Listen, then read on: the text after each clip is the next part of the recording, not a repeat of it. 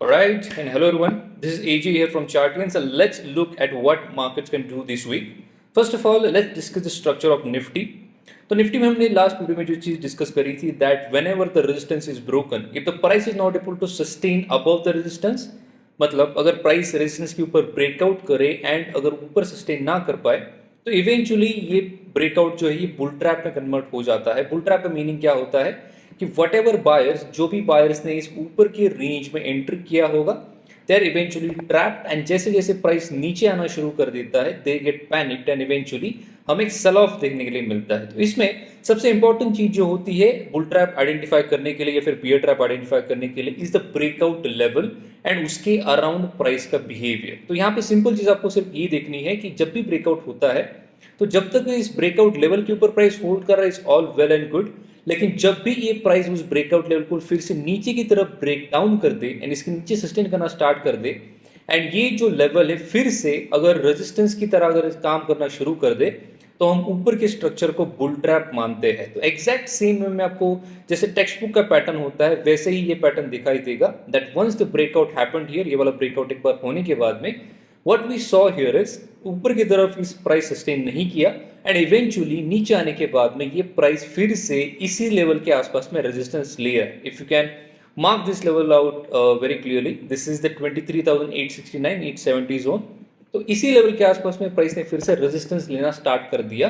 That's when ये ऊपर वाला जो ब्रेकआउट था यहाँ पे जो भी बायर्स एंटर हुए हैं they are basically trapped. That is why we call this structure a bull trap. I hope this is clear.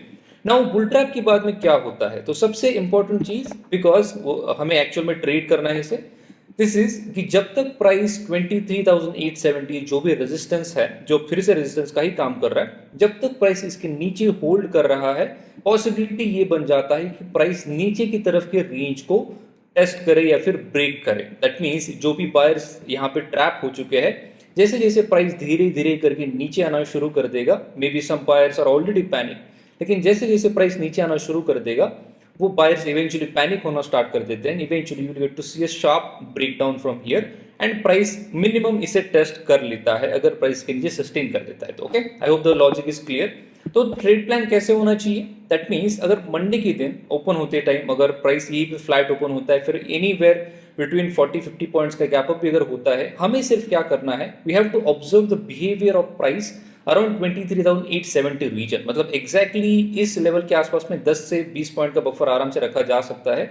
इस रीजन के आसपास में जाने के बाद में कुछ ना कुछ प्राइस का रिएक्शन आएगा. That means if we see a good rejection from here possibility है कि हमें एक सडन सेल ऑफ देखने के लिए मिल सकता है, फिर मे बी स्लो भी ये जा सकता है. It can just continue to sustain around here and as we discuss yesterday also कि मार्केट जब भी मेन मूव देता है generally most of the people miss out on it.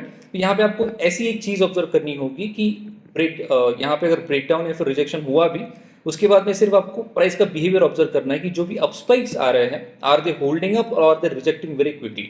अगर आपको रिजेक्शंस यहाँ पे दिखना शुरू हो जाए देन इसका मतलब ये होता है कि ये बुल ट्रैप अभी भी इंटैक्ट है and eventually once this low breaks down, ये जो भी लो यहाँ पे बना है आफ्टर द गैप अप 23,800, ये जब भी ब्रेक डाउन हो जाता है इवेंचुअली एक गैप फिल के लिए फर्स्ट टारगेट के लिए जाएगा, but this is not the main target. Eventually इसका जो टारगेट हो जाएगा after this bull trap it will be the test of these lows. And generally क्या हो जाता है जब भी बुल ट्रैप बन जाता है the sellers were waiting in this price, मतलब जहां से ये सेलर्स यहाँ से जो भी ब्रेकडाउन करवा रहे थे या फिर जिन्होंने भी ये फॉल यहाँ से इनिशिएट किया दो sellers are already waiting.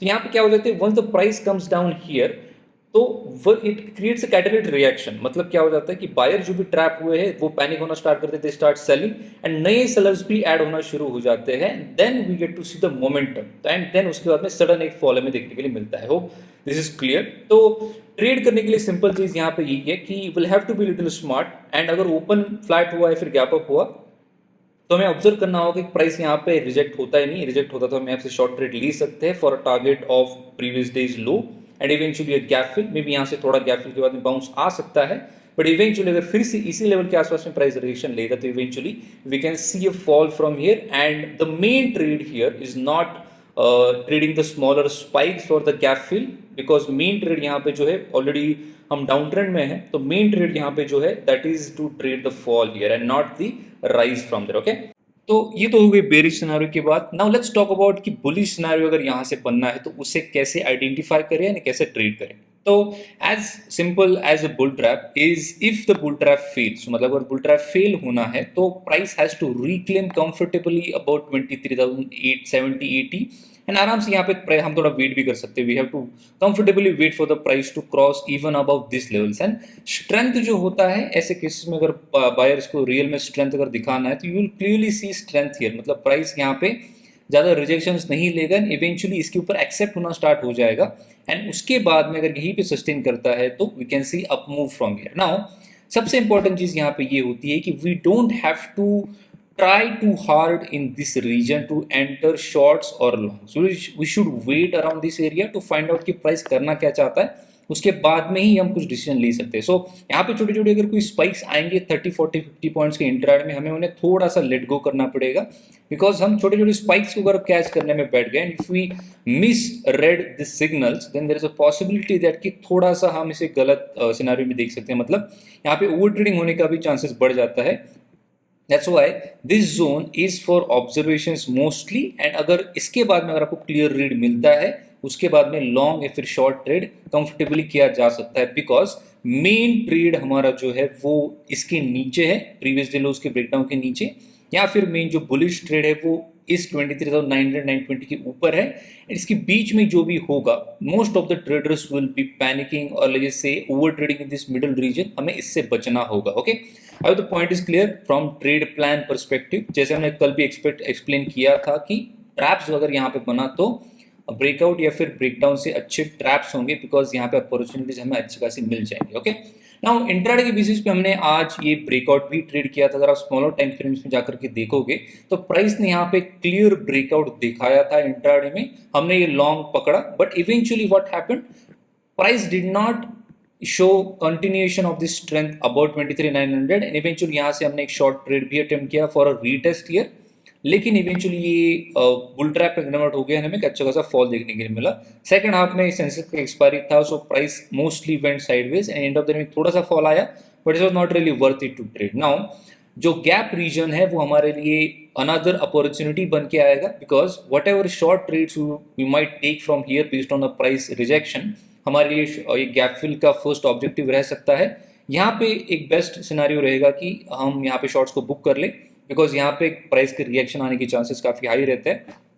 What ever buyers took the price from here to here they might try to come back from here, and यहाँ पे अगर आप ऑप्शन बायर हो तो जनरली प्रॉफिट बुकिंग करना सबसे इंपॉर्टेंट चीज होता है, because if you do not book the profits here, जो भी ऑप्शन आपने अज्यूम करते हैं कि 100 रुपए में खरीदा है, अगर यहाँ पे जाते जाते जाते उसका प्राइस अगर 150 140 अगर हो गया, जब भी छोटा सा भी अगर पुल बैक आएगा तो वो 140 150 का प्राइस इवेंचुअली 110 120 पे आ जाएगा and you will be left with very small profit, and eventually आप इतना बड़ा ट्रेड कैच करने के बावजूद आप प्रॉफिट्स बुक नहीं कर पाओगे। सो it is more important to find the profit booking locations as well if you are an option buyer especially, because option seller भी अगर आप हो तो generally आपको इसका थोड़ा advantage मिलता है, because the DK and all of these things come into play. I will try explaining these things along with the concept explained as well, because they're exactly as important as just entries and exits as well, because अगर आप यहाँ पे book नहीं करते अपने profits तो pull back में आपका काफी अच्छा खासा एक ऑप्शन जो है वो डीके हो सकता है, and we should be booking profits around here.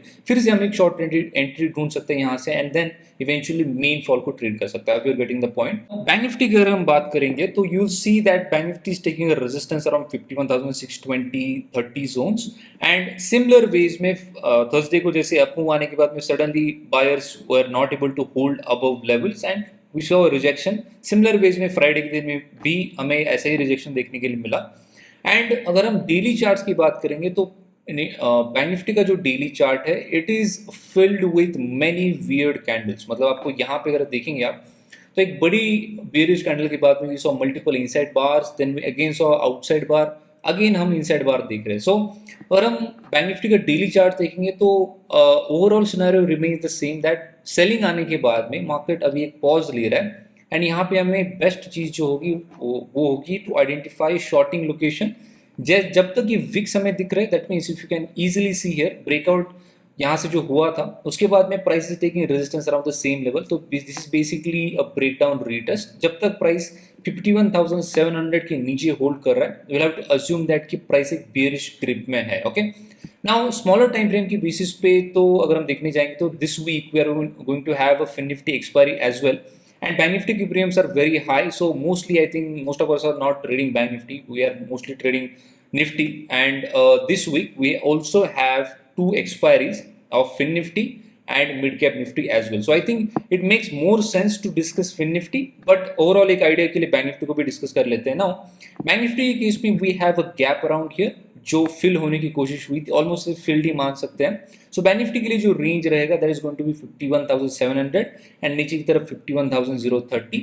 So simple ways में Nifty will give a better idea on bank Nifty direction as well, because यहाँ पे बुल ट्रैप का सिनेरियो नहीं बना हुआ है, it's a simple range, and इस रेंज का ब्रेकडाउन अगर होता है तो we can trade it for the breakdown for a major fall, and अगर ऊपर की तरफ ब्रेकआउट होता है तो we can trade for a gap fill to trade at around 52,000 and 52,200 levels. Okay, so यहाँ पे बैंक निफ्टी के केस में अगर हम देखने जाएंगे तो थोड़ा सा सिनेरियो ज़्यादा क्लियर है, because we have just a clear range. Bull trap के केस में और भी ज़्यादा क्लियर हो जाता है, but we don't have that price structure on bank nifty, it is different than nifty. Okay, now more importantly I want to discuss fin nifty, because fin nifty का ये वीक में मंथली एक्सपायरी होने वाला है 31st of December को।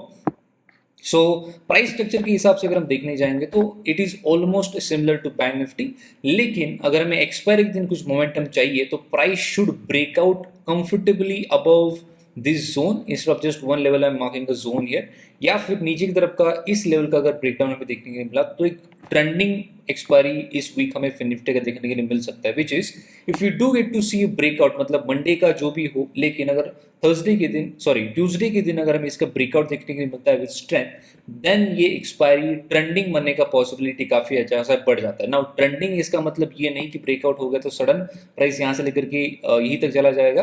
Will have to identify the strength around this breakout region, जैसे हमने Nifty में अभी भी डिस्कस किया।